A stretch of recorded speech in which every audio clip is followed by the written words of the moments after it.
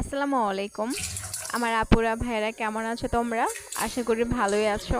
আমিও ভালো আছি আলহামদুলিল্লাহ। আজকে বাসায় মেহমান আইবো, তাই তোমাদের ভাই আজকে গরু মাংসটা বাজার থেকে কিনে আনছে।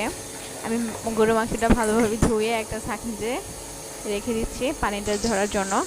এখানে আমি একটা কড়াইতে তেল পেঁয়াজ দিয়ে একটু নেড়ে নিচ্ছি। এখন দিয়ে দিব আদা রসুন, দিয়ে আবার একটু নেড়ে নেব।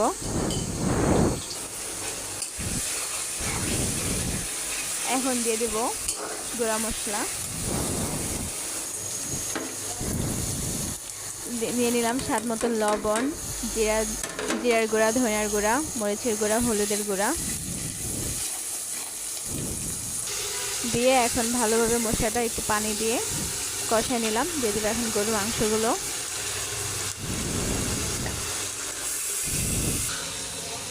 মাংসগুলো